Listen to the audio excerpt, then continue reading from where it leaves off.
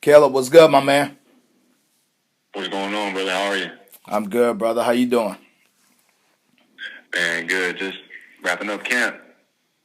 Man, I believe, Caleb, this is your longest career layoff, being the fact that you depend on a lot of reflexes, speed, accuracy. How would that impact you, or did you need the time off? JP, how many rounds was it again altogether now? Yeah, yeah. Um, well, since my last fight against David, ending today, I've done 359.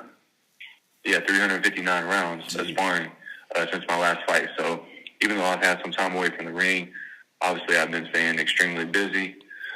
And so I'm really sharper than I've ever been. I'm the most well-rounded fighter that I've ever been, um, and the most relaxed.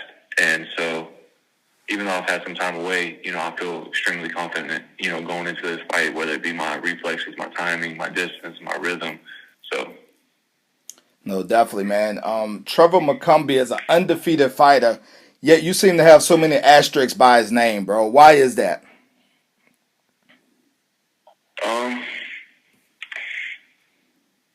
well, the biggest thing is, he's never stepped up in competition, and even though he's 28-0 with 21 knockouts, my coach, Brad, he made a great point, and that's that if he was extremely confident in his own abilities, if he was confident in his own abilities, he wouldn't have waited until 28-0 to step up to face, big dog competition.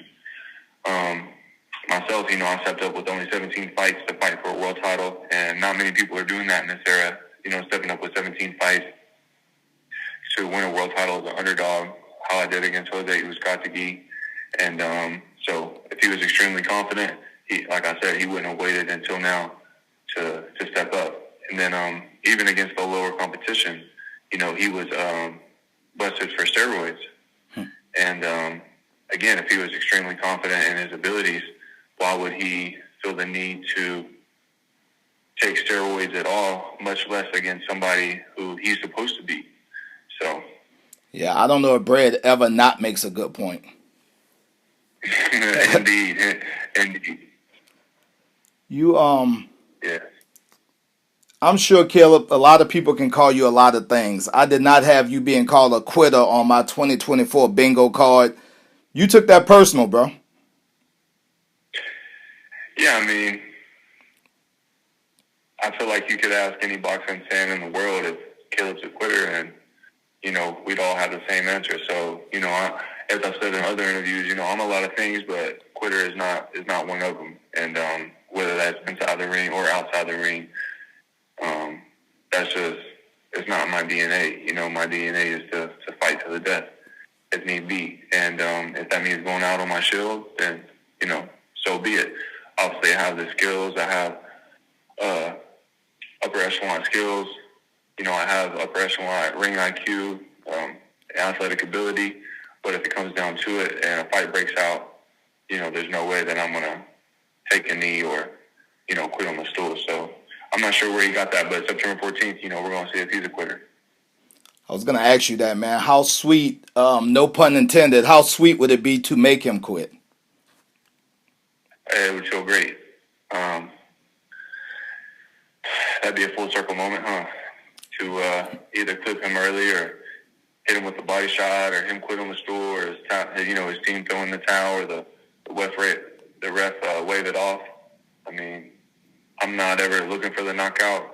You know, uh, Knockouts come, happen at the best time when you're not trying. So, but yeah, we'll see who quits on the 14th. You talked about being from the trenches, man, and when you've been in them trenches, I know what it looks like. You know what it looks like. You said you could see fear. You could see a little nervousness in him. When you're looking at the shades and, he's kind of have a little character going on, in your opinion, you see past that. You see a guy that may be a little bit over his head. Is that accurate to say?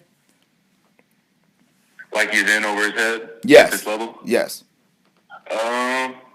That's to be. We're gonna find out on the 14th. I think so. Um, there was some nervousness in his voice at the press conference. You know, he's constantly wearing those shades.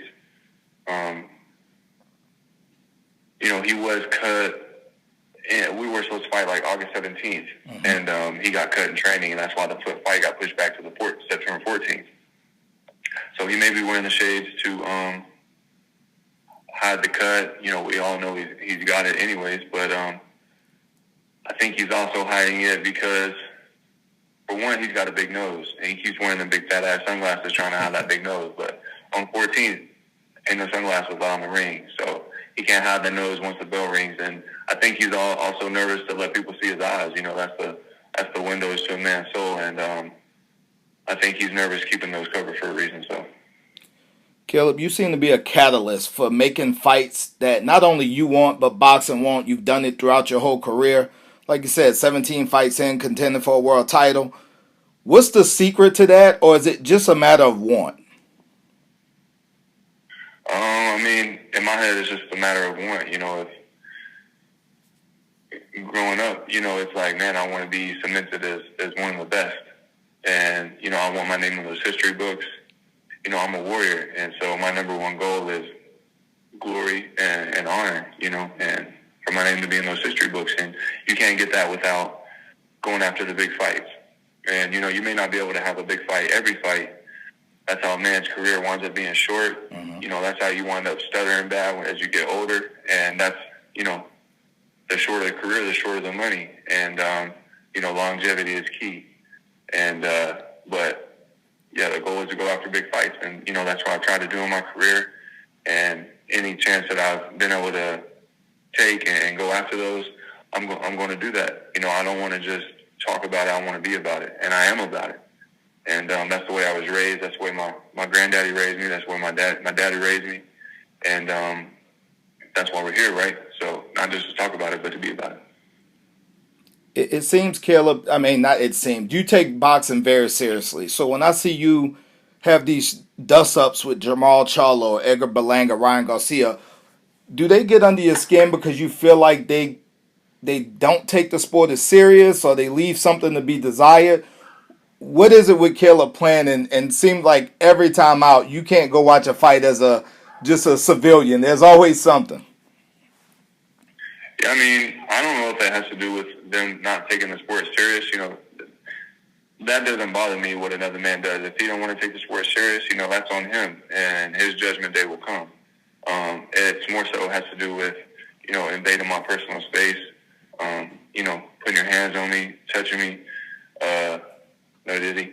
But, you know, if you're talking crazy about my wife, if you're talking about my children, that's a no-go. That's a no-fly zone. And, again, that's the way I was raised by my granddaddy, by my dad. You know, I feel like a lot of people, especially in the social media era, feel like they can walk around saying whatever they want. Yes. And some people feel like they can do whatever they want in person. And that's just not reality.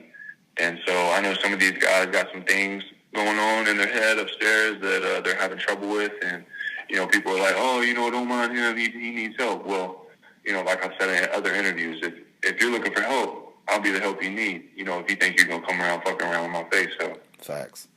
No doubt. Before I let you get, man, September 14th, what separates Caleb Plant from Trevor McCumbee? What separates us is our heart, you know, our confidence, my confidence, and my team. You know, I have real teachers. I don't have PE teachers on my team. I have boxing teachers on my team who know the art of boxing.